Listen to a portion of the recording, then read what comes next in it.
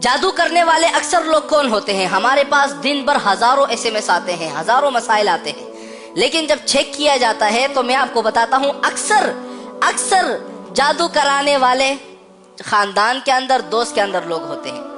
بہت سارے میں نے جب دیکھے ہیں نا، ایک میں واقعہ بتا دیتا ہوں، اس سے کسی کی دل آزاری نہیں ہوگی۔ ایک خاتون تھی، انگلینڈ سے انہوں نے رابطہ کیا، ان کا ماشاءاللہ کاروبار بڑا ہی اچھا چل رہا تھا، بڑے بڑے شو روم ان کے موجود تھے، 2 شو روم ان کے موجود تھے، سمجھو کروڑ پتی لوگ تھے۔ ہوا یہ ان پر تقریباً 10 سالوں سے کسی نے جادو کیا، حالانکہ اتنے امیر تھے میں آپ کو بتا نہیں سکتا، کروڑ پتی کی میں بات کر رہا ہوں۔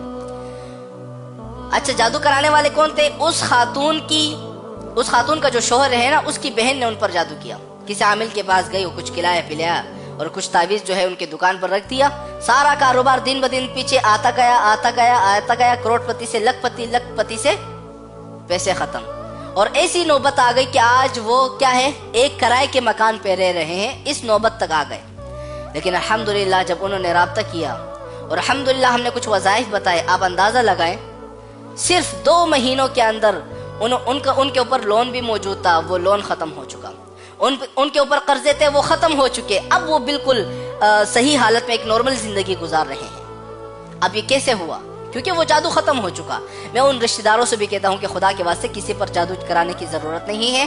اگر کوئی ترقی کر رہا ہے تو آپ جلو نہیں۔ اکثر جادو کرانے والے یا تو ساس ہوگی، یا تو بہو ہوگی، یا کزن وغیرہ ہوتے ہیں، یا خالہ ہوتی ہیں، اکثر یہ جادو کرانے والے ہوتے ہیں۔ زیادہ تر دوست بھی ہوتے ہیں، ایک دوسرے سے جلتے ہیں۔ اگر آپ کو کسی بھی قسم کا مسئلہ ہو، آپ نے واٹس ایپ پہ رابطہ کر لینا ہے۔ واٹس ایپ نمبر تو آپ کو پتا ہوگا، ہمارے بائیو میں موجود ہے، 030413919101۔ آپ نے اس پہ رابطہ کر لینا ہے۔